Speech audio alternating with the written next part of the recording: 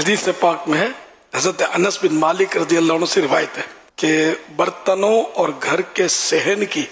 صفائی غنا و مالداری لاتے ہیں۔ سمجھو مال میں برکت ہوتی ہے، تو یوں کھانے پینے کے بعد برتن کو چھوڑ دیں گے تو یوں ایک بے برکتی کا سبب بھی ہے، اور دوسرے اس میں بھی چوہے لوٹیں گے تو چھپکلیاں لوٹیں گے، پتہ نہیں کیا کیا کیڑے مکوڑے اپنے جراثیم جو ہے اس میں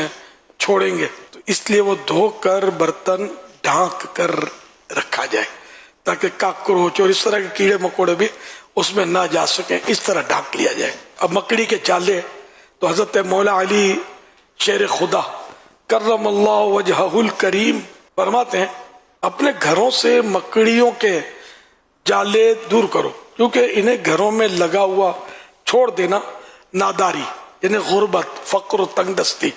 کا باعث یعنی سبب ہے۔ فتح رضویہ جلد پہلی جو ہے اس میں اعلیٰ حضرت رحمۃ اللہ علیہ کا فرمان ہے،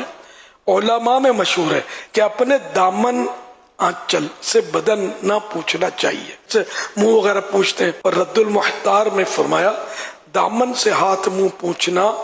بھول پیدا کرتا ہے، یعنی کہ حافظہ کمزور ہوتا ہے۔ کھانا بچا دیا جائے اور ضائع کر دیا جائے تو بے برکتی آتی ہے، کھانا واقعی بچا کر ضائع کر دیا جائے تو سیدھی سیدھی بے برکتی سامنے ہے نا، کہ اگر آپ نہ پھینکتے تو اتنا مال آپ کا ضائع ہونے سے بچ جاتا تو یہ برکت ہوتا، یہ تو ہے بے برکتی۔ ہر گناہ بے برکتی لائے گا، نحوست لائے گا، ذلت لائے گا، اور نیکی عزت لائے گی، برکت لائے گی۔ اگر پانی کھڑے کھڑے پیا جائے تو بے برکتی آتی ہے، پانی بیٹھ کر پینا سنت ہے، منع کیا گیا حدیث سے، باقی اگر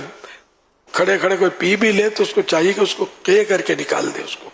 نہیں، یہ ایک ڈانٹ ہے، زجر ہے، اچھی بات نہیں ہے کہ کھڑے کھڑے بندہ پانی پیے۔ اگر کھڑے کھڑے پیا اس کو گناہ تو نہیں کہا جائے گا کہ گناہ ہے، سنت ترک ہوئی، الا آب زمزم شریف کھڑے ہو کر پیئیں گے کہ یہ بھی سنت ہے، کھڑے کھڑے پینا آب زمزم، اور وضو کا بچا ہوا پانی، کھڑے کھڑے کھانا کھایا جائے تو یہ بھی ظاہر ہے کہ وہ سنت نہیں ہے، سنت یہی ہے کہ بیٹھ کر کھانا کھایا جائے۔ اگر دانتوں سے ناخن کو کاٹا جائے تو بے برکتی آتی ہے، دانت سے ناخن نہیں کاٹنے چاہیے کہ مکروہ ہیں، اور اس میں مرض برس معاذ اللہ پیدا ہونے کا اندیشہ ہے، لیکن وہ کوڑ کا خطرہ ہے۔